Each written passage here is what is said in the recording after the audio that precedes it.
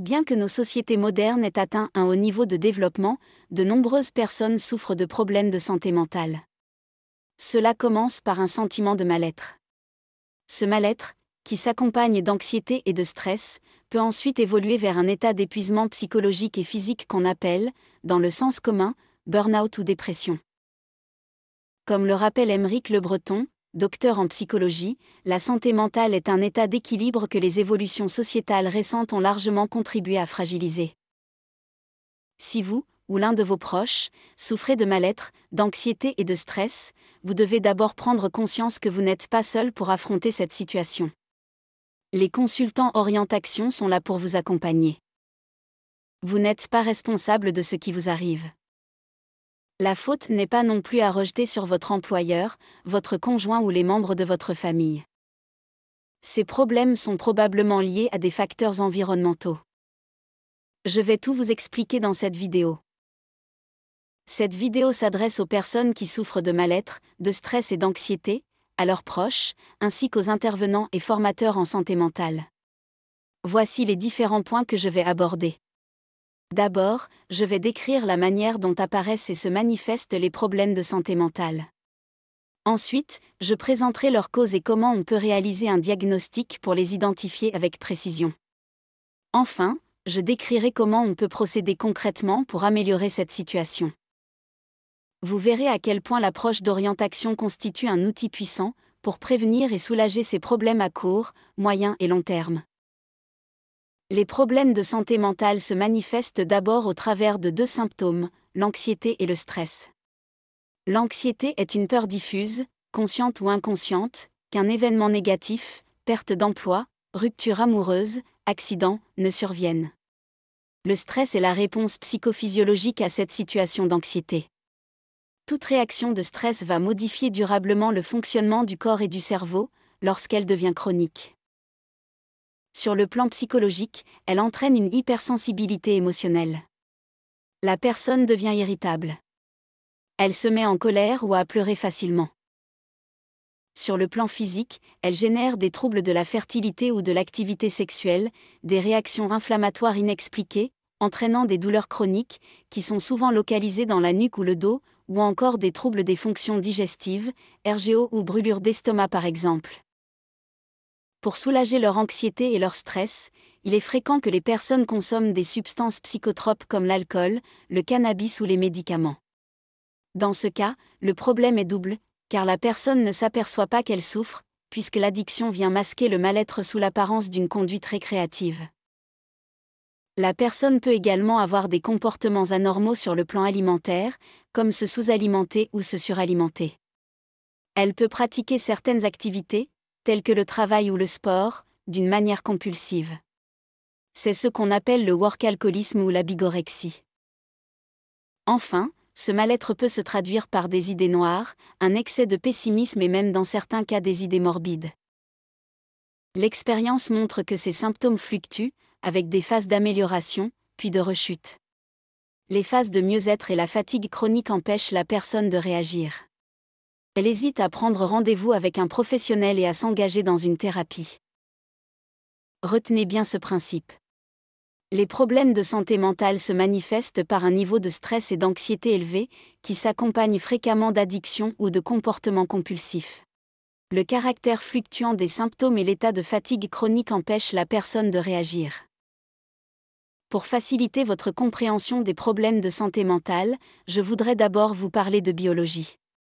Je souhaiterais notamment évoquer le principe d'adaptation, symbolisé par ce joli caméléon, que vous voyez apparaître derrière moi. Selon ce principe, tous les êtres vivants, micro-organismes, plantes ou animaux, doivent pouvoir s'adapter à leur environnement pour grandir et se développer. J'aimerais prendre l'exemple de ce cactus. Le cactus est fait pour vivre en plein désert. Il possède toutes les aptitudes pour réussir cet exploit. Il peut vivre sans eau pendant plusieurs semaines et à des températures dépassant les 40 degrés Celsius. Le cactus est naturellement adapté à la vie dans le désert. Imaginez maintenant que l'on replante ce cactus dans une zone très humide, où il pleut quotidiennement. Les probabilités pour que ce cactus dépérisse seront très élevées. L'idée que vous devez retenir est que chaque être vivant, pour grandir et se développer, a besoin d'évoluer dans un environnement pour lequel il est naturellement adapté. Si ce n'est pas le cas, alors il dépérira. Ce principe s'applique aussi aux êtres humains. Contrairement aux autres êtres vivants, les êtres humains évoluent essentiellement dans un environnement psychologique et social. En effet, cet environnement est surtout fait de relations avec d'autres personnes, collègues, conjoints, amis, qui possèdent chacune des valeurs et une personnalité différente. Chez les êtres humains, le défi de l'adaptation consiste donc essentiellement à vivre avec les autres. Pour bien comprendre les problèmes de santé mentale, vous pouvez vous représenter une relation entre deux personnes, à la manière de deux pièces d'un puzzle. Chaque personne possède certaines caractéristiques psychologiques. Pour qu'il y ait adaptation, il faut que ces caractéristiques correspondent. Si ces caractéristiques ne correspondent pas, comme lorsqu'il y a un conflit de valeurs ou que ces deux personnes ont des caractères trop différents, alors il y a un problème. Et ce problème va générer du mal-être, du stress et de l'anxiété. Prenons l'exemple d'un couple.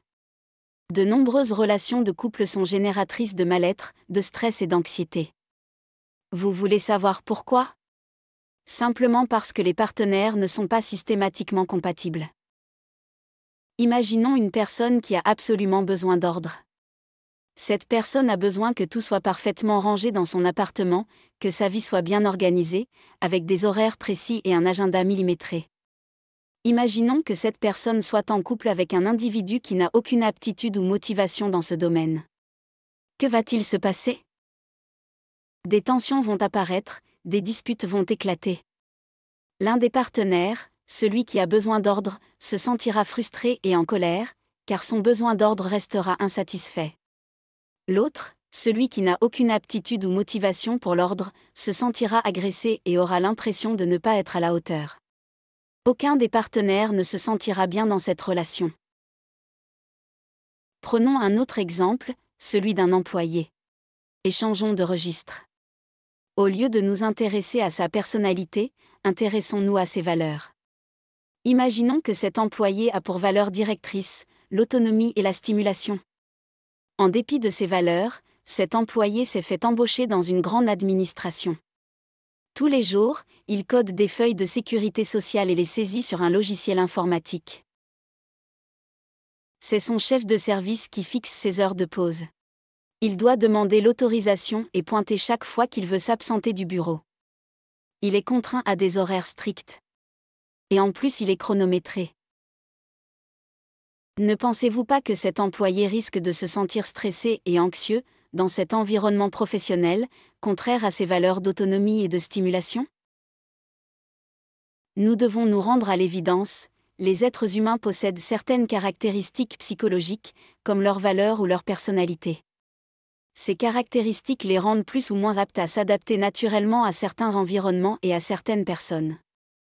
Quand ils évoluent dans un environnement ou interagissent avec une personne, auquel ils ne sont pas naturellement adaptés, ils éprouvent du mal-être, de l'anxiété et du stress. Retenez bien ce principe. Si la santé physique d'un individu dépend de la qualité de son sommeil ou de son alimentation, sa santé mentale dépend de la relation que ce dernier entretient avec son environnement, et notamment, de la qualité de la relation avec ses proches. Lorsqu'une personne souffre de mal-être, d'anxiété et de stress, il convient de réaliser en premier lieu un diagnostic. Ce diagnostic s'appuie sur l'analyse de ses caractéristiques psychologiques et des différents environnements dans lesquels elle évolue. Cette analyse peut porter, en fonction du besoin, sur un ou plusieurs domaines de vie, travail, famille, couple, amis ou intime. De cette comparaison ou matching, le consultant déduit les causes du problème. À partir de là, il construit avec la personne qui l'accompagne des solutions. Pour être plus précis, le diagnostic s'appuie sur une analyse fine de 4 caractéristiques psychologiques. Sont notamment analysées les valeurs.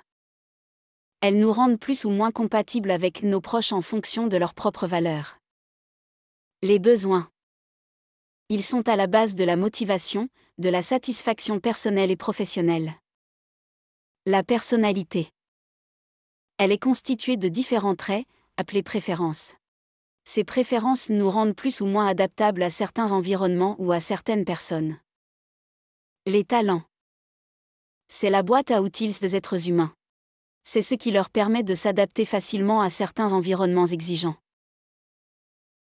Concrètement, ce diagnostic se déroule sous la forme de 3 entretiens de 2 heures, avec un consultant spécialisé, incluant la passation de différents tests, et la remise d'une synthèse à la fin, comprenant les résultats du diagnostic et un plan d'action. Si la personne le souhaite, elle peut être accompagnée dans la mise en œuvre du plan d'action.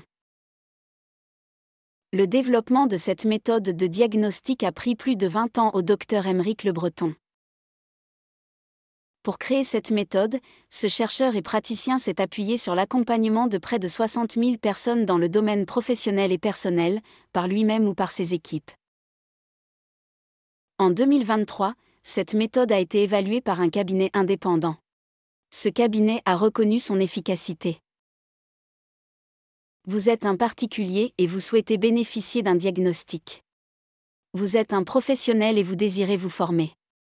Vous êtes une entreprise et vous avez pour projet de mettre en place une démarche de prévention des problèmes de santé mentale. Contactez-nous. Nos coordonnées vont s'afficher. 02 43 72 25 88. www.orientation-groupe.com, rubrique Nous contacter. Ou en cliquant sur le lien dans les commentaires ou la présentation de cette vidéo. Je vous dis à très bientôt.